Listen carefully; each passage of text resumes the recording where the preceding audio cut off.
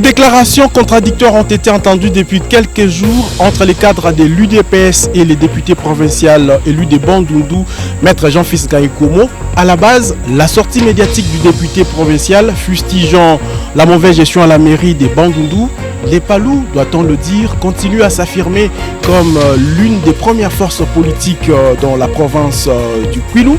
L'appartenance à l'Union sacrée constitue-t-elle un motif d'interdiction de procéder au contrôle parlementaire? Comment se porte le parti de Didier Mazenga 8 ans après le décès du président fondateur? On fait le point aujourd'hui dans 13 questions avec le secrétaire provincial, Maître Jimmy Kiaka. Maître, bonsoir. Bonsoir, monsieur Jonathan. Êtes-vous prêt à répondre à toutes les 13 questions? Je suis devant toi. Tu peux poser des questions et on va répondre. On vient de le dire, l'actualité oblige. Les climats étaient tendus il y a quelques jours entre les députés provinciaux élus de Bandundu, membres cadres du Palou, Maître Jean-Fils Ngaïkomo, avec les cadres de l'UDPS. À la base, sa sortie médiatique dénonçant une mauvaise gestion à la mairie de Bandundu. On a assisté à une vague d'insultes, des menaces proférées contre les députés provinciaux. Comment se portent les relations entre l'UDPS et les Palou? Les Palou et l'IDPS, il n'y a aucun problème, il n'y a aucun souci. Les relations sont bonnes. On est en bon terme, on n'a pas de problème.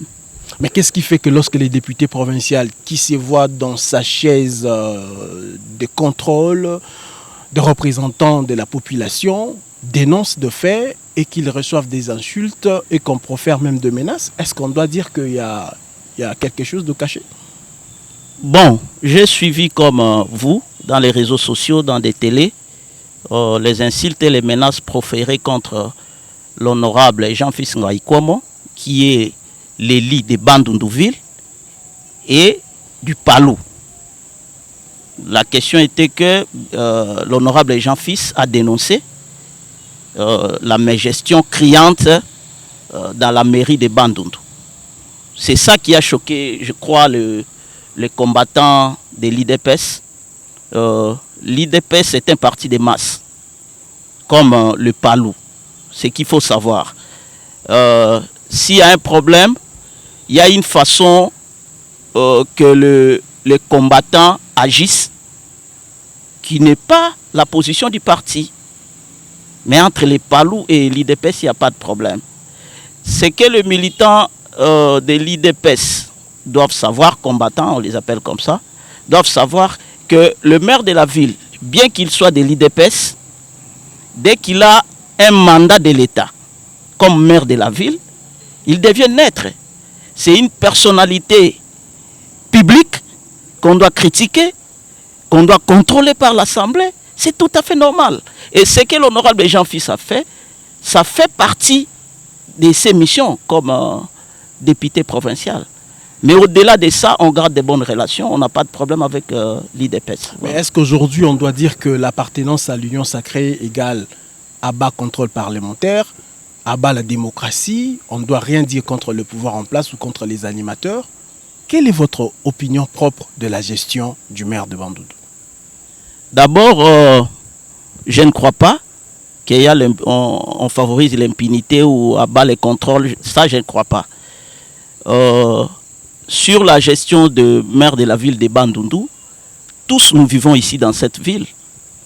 Parcourez le rue de Bandundu, même des artères principaux de Bandundu. Parcourez vous-même, vous faites ça chaque jour, nous faisons ça chaque jour. Mais la ville est dans un état critique, sur le plan de la salubrité, sur le plan de l'éclairage public. Tout est en rouge. Qu'est-ce qu'on va dire? S'il faut donner un pourcentage à la gestion de l'actuel maire de la ville, les cotes sera médiocre. Ça, je ne mâche pas les mots. La mention sera de combien? En tout cas, 15 à 20%. 15 à 20%. Comment vous justifiez cette mention-là? Mais tu vis avec nous ici. Poser la question. Vous savez que ce que l'honorable Jean-Fils a révélé, cela a aidé la population de Bandundu. Aujourd'hui, la morgue est réparée.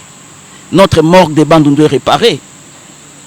En soi, lorsqu'on critique, c'est pour arranger. Lorsqu'on critique, ce n'est pas pour tuer quelqu'un. Mais mon avis pour la mairie de Bandundu, l'IDPS va faire un effort de donner une autre personne, si c'est leur quota, de donner une autre personne. On ne dit pas qu'on chasse l'IDPS dans la mairie. Non, non. Si c'est leur quota, on choisit un jeune, un papa, mais qui est capable de travailler et de faire le travail. Le maire de la ville, c'est mon papa. Son enfant, c'est mon ami. Mais sur le plan professionnel, papa est affaibli, le maire de la ville est affaibli. Il y a les poids d'âge qu'il faut mettre en compte. Donc il faut laisser les papas se reposer et chercher une autre personne capable de gérer la mairie de Bandundu. Voilà mon avis. Mais certaines langues ont distillé que les députés seraient appuyés par les gouverneurs qui, ayant des bons rapports avec la hiérarchie de l'UDPS, se seraient vus dépourvus de tout pouvoir de sanction contre le maire, a donc envoyé les députés provinciaux et après la tournée du gouverneur, c'est le silence radio. Ne doit-on pas parler d'un acharnement contre le maire parce qu'il n'y a pas eu de résultats? Il n'y a pas d'acharnement. Moi, je suis dans le gouvernement provincial. Il y a eu un rapport que l'IGTR a déposé sur la table du gouverneur. Le gouverneur, c'est une autorité. Il ne prend pas des décisions par émotion, comme ont agi les combattants de l'IDPS. Donc, il prend son temps, il va décider à un moment.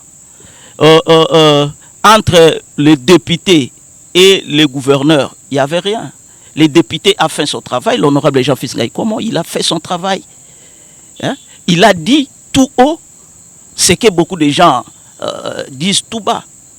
Si vous parcourez dans la vie, même dans l'IDPS, il y a des cadres de l'IDPS qui fustigent la gestion de maire de la ville, mais ils ne veulent pas parler parce que c'est leur parti. Alors, si l'honorable Jean-Fils a pris le courage de dire tout haut que ça ne va pas dans la ville, où est le mal, ça ne peut pas être une occasion de disputes, de discordances. Non, non. On n'a pas de problème avec l'IDPS.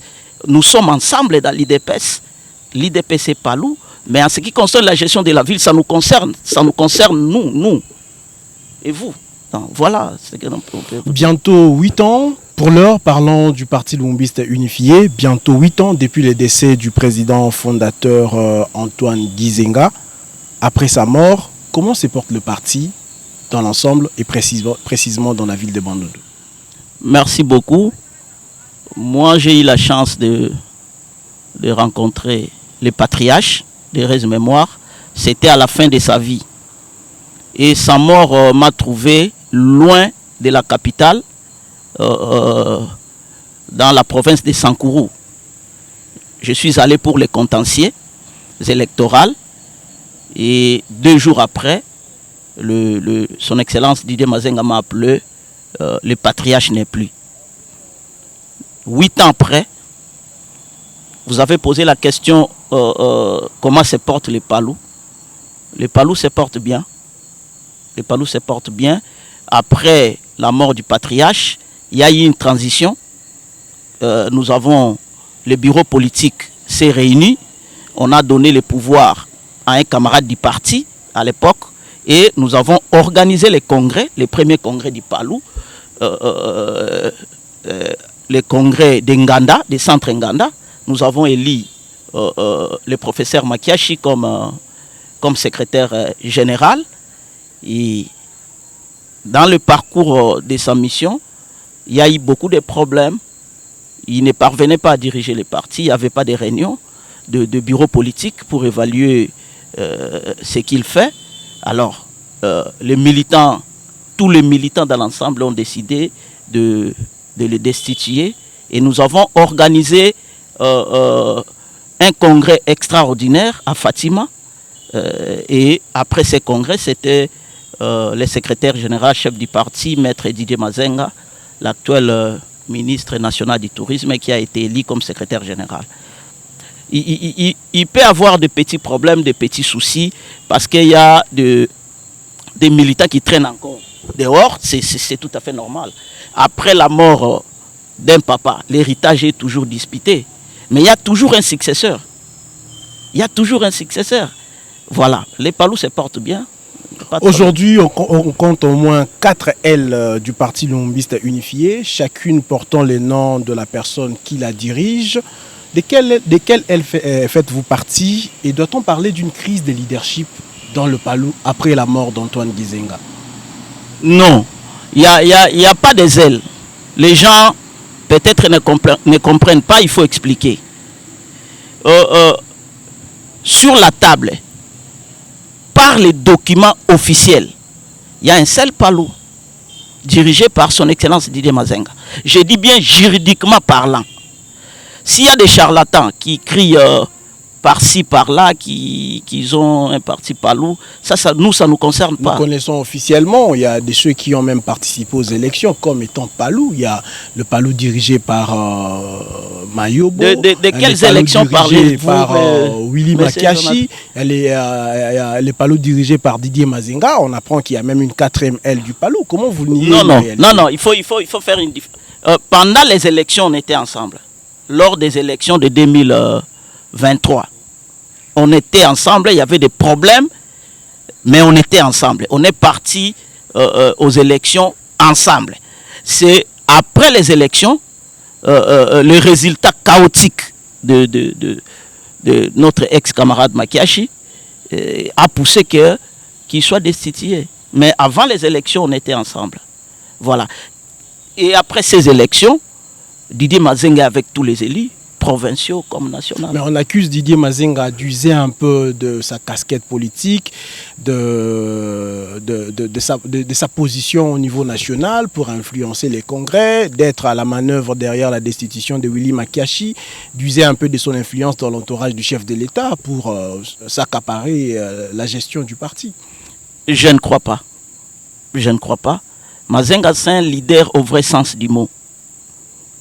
Mazenga connaît les Palou, il connaît les textes du Palou, et c'est pas Mazenga qui a destitué Makiashi.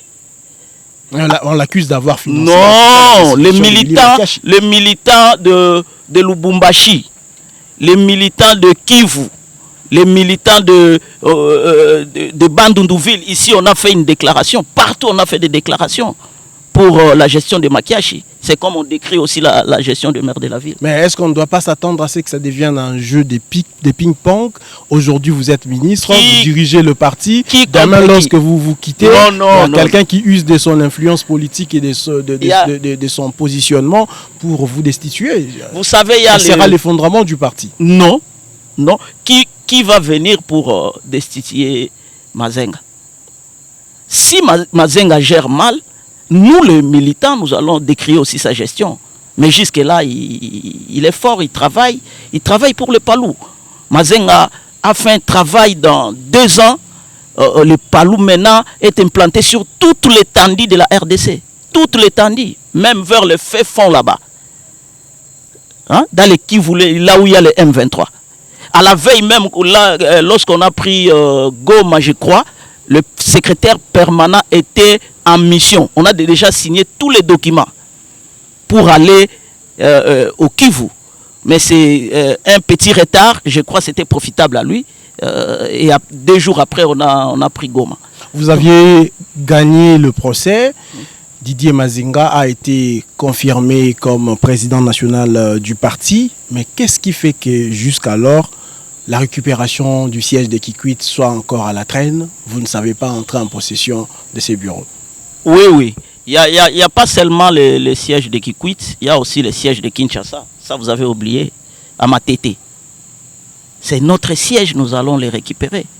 C'est une question de temps. C'est une question de temps, on va récupérer ça. Nous avons tous les documents. Nous attendons les bons moments et on va récupérer ça. Ne vous en faites. Le gangstérisme, tout ça, nous le savons. Le Palou n'a pas voulu qu'il y ait un bain de sang.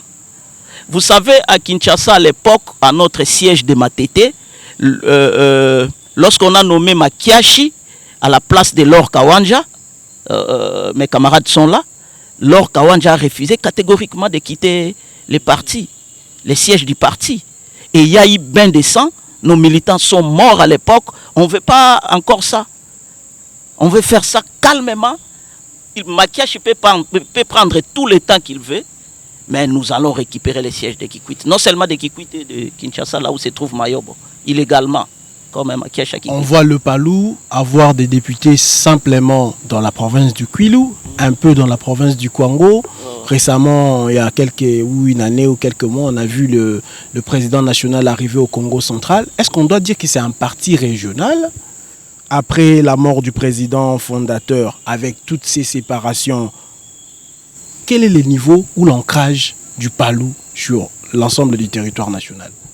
Bon, messieurs les journalistes, le résultat de 2023, ça fait partie de l'échec du dirigeant qui était là à l'époque, Makiash. C'est même la raison pour laquelle on l'a destitué. Un grand parti comme le Palou ne peut pas avoir au niveau national, je crois, 5 députés, et au niveau provincial, ici, dans le Kwilu, 7 députés. Non. Mais Didier Mazenga travaille pour l'avenir, il travaille pour 2028. D'abord, le travail doit se faire à la base. Le travail doit se faire à la base avant d'attendre un résultat escompté. C'est pourquoi le nouveau secrétaire général, il nous surveille, nous les secrétaires provinciaux. Tu ne travailles pas, on te met de côté. Donc nous devons travailler pour l'avenir. L'échec de 2023, mettez ça au dos de l'ancien secrétaire général. Vous évoquez l'échec de l'ancien secrétaire général Willy Makiashi. Mais on se rappelle, il y a quelques mois passés, le président national Didier Mazenga a été candidat sénateur dans la province de Kwilu. Alors que les Palou se veut être l'une des premières forces politiques. Mais qu'est-ce qui a fait que Didier Mazenga ne soit pas élu avec tous ces députés dont dispose son parti? Je savais que cette question va arriver. C'est la politique de la trahison. Il n'y a rien de plus. C'est la politique de la trahison. Vous savez, avant les élections, 24 heures avant les élections, quand le chef est arrivé, le secrétaire général, on a tenu une réunion de cadres. Lors de cette réunion, il y a le permanent Ngambi qui a pris la parole. Il a dit ceci: tout le monde peut échouer dans ces élections, mais pas Mazenga.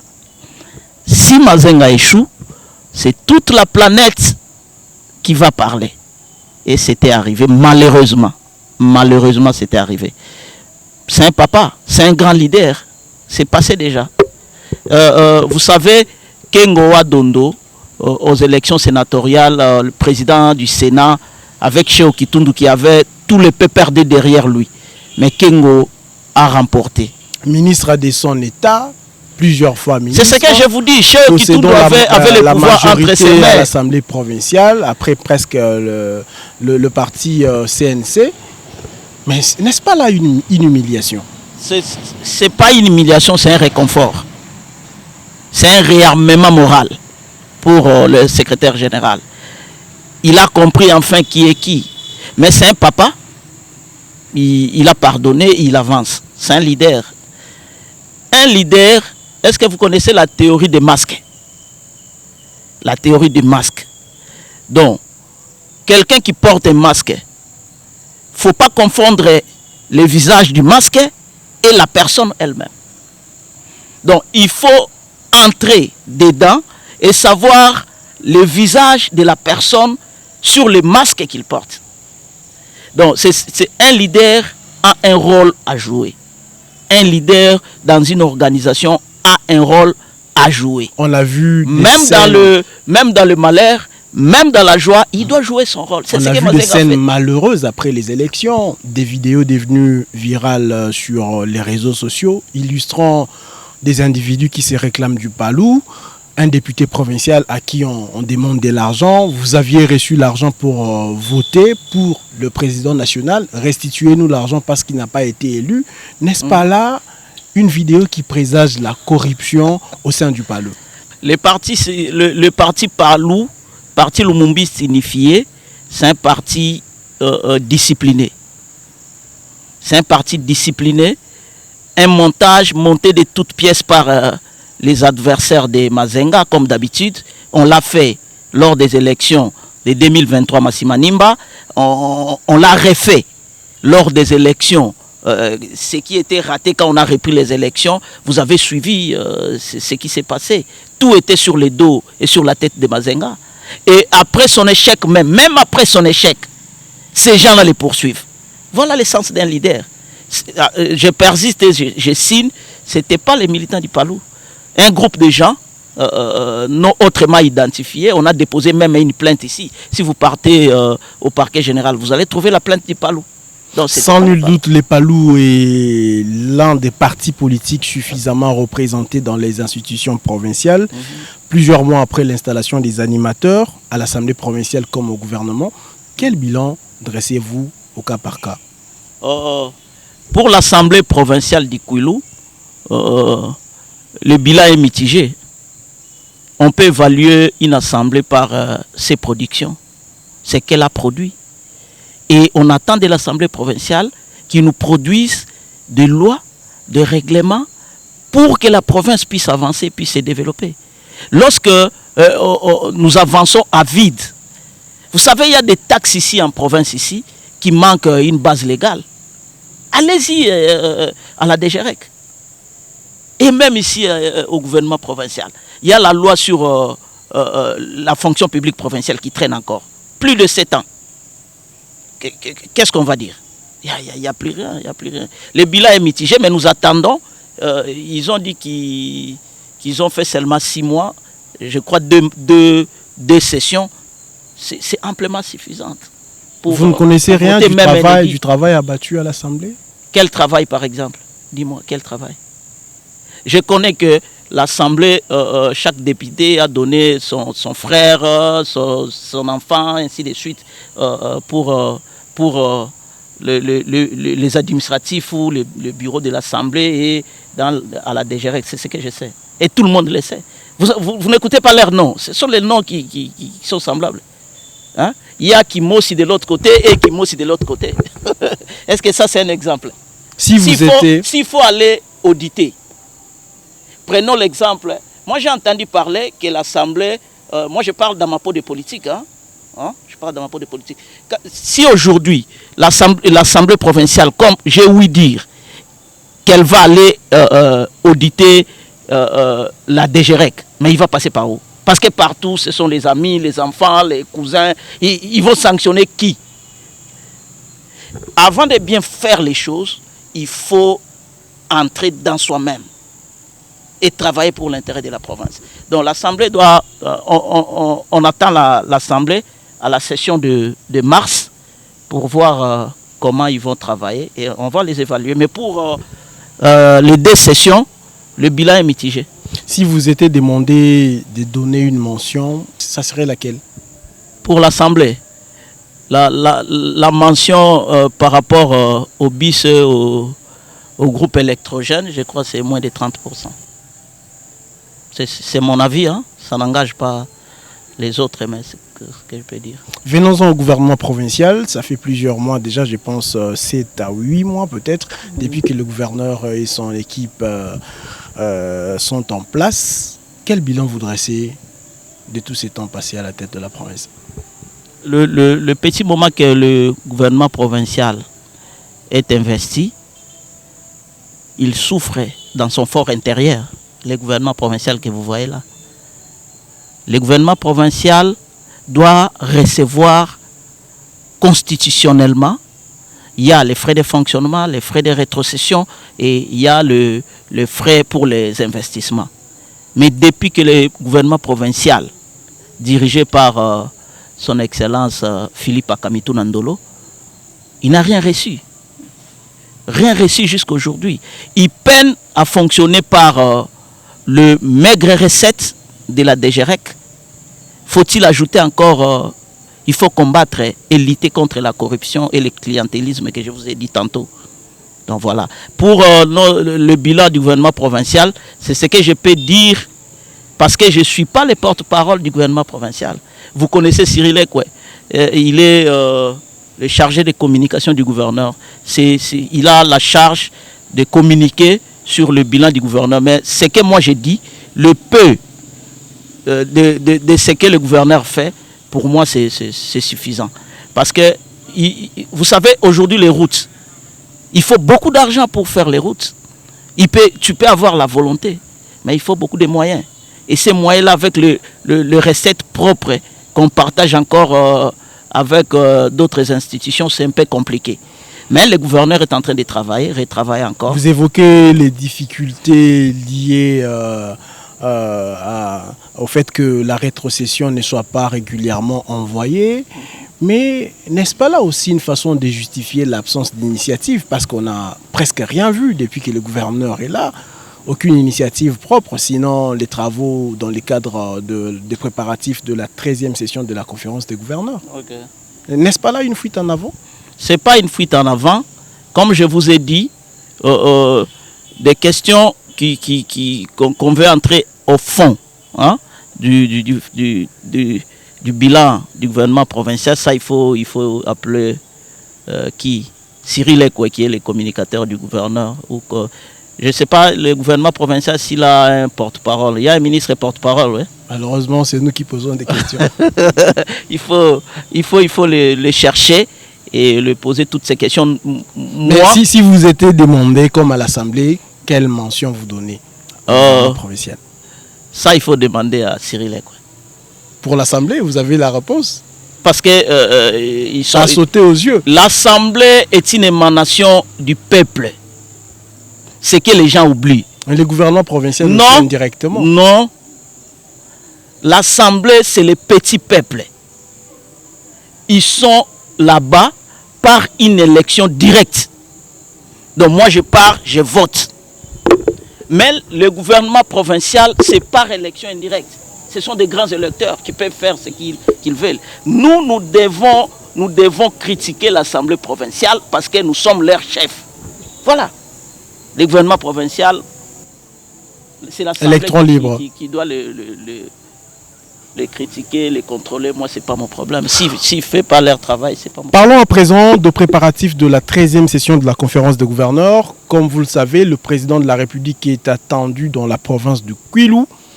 Tout ménage déjà pour son arrivée. Comment les partis politiques Palou se préparent à recevoir le chef de l'État, qui est également l'autorité morale, comme vous aimez bien appeler l'union sacrée. Ouais, de l'union sacrée. Le Palou se prépare. Hein?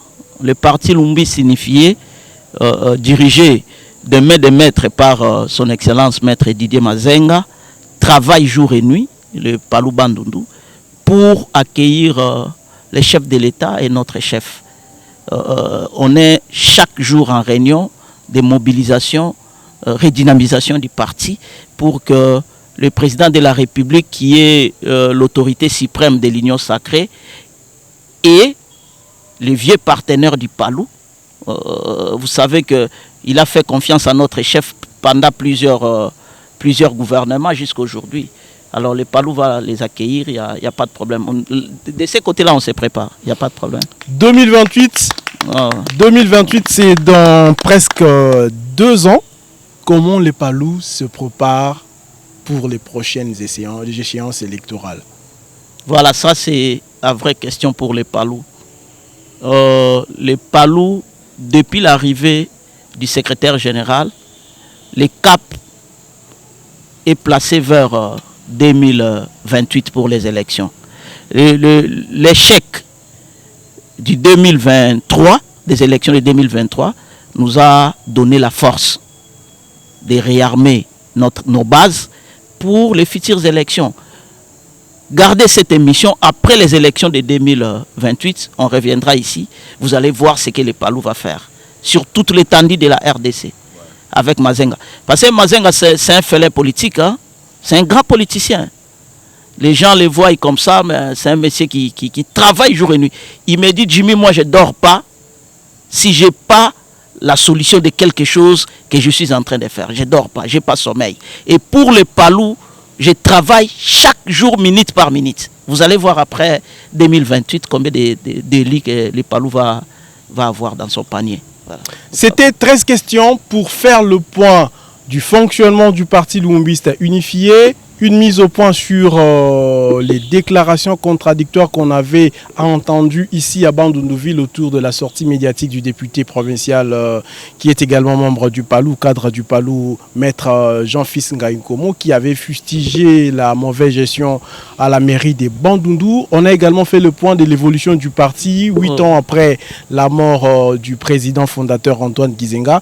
Maître, nous arrivons à la fin. Quel est votre message aux militants et à tous ceux qui nous ont suivis?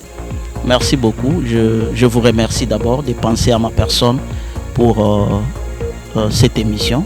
C'est la considération. Quand on te considère, il faut considérer aussi la personne qui vous a invité. C'est pourquoi je vous dis merci. Pour les militantes et militants du PALU, je leur demande de travailler, pas de distraction, pas de regarder à gauche ou à droite. Nous, le cap, c'est 2028. Nous allons redynamiser notre parti pour qu'en 2028, on dirige et l'Assemblée et le gouvernement provincial. Et je remercie mon comité qui m'ont soutenu pour cette émission. Vous voyez, il y a quelques membres qui sont là derrière. Il y a le directeur politique et je travaille avec lui, Exode Kiwebe. Il y a les deux cordons de la jeunesse. C'est comme ça, il a manqué une maman pour combler l'espace qui restait. Le temps empêché pour que maman guide, qui est la maman des structures des femmes, ne puisse pas être là. Au-delà de tout, je demande au secrétaire général chef du parti de multiplier son courage, d'être fort et de nous amener là où il va nous amener. Et les honneurs et la considération lui sera réservée à la fin. Ceci dit, c'en est fini pour ces numéros de 13 questions. Nous étions avec Maître Jimmy Kiaka, secrétaire provincial du PALU à Bandundu-Ville. Merci d'avoir été les nôtres. Merci aux équipes techniques qui ont assuré la réalisation de cette émission. Avec nous, on se retrouve très prochainement. Au revoir.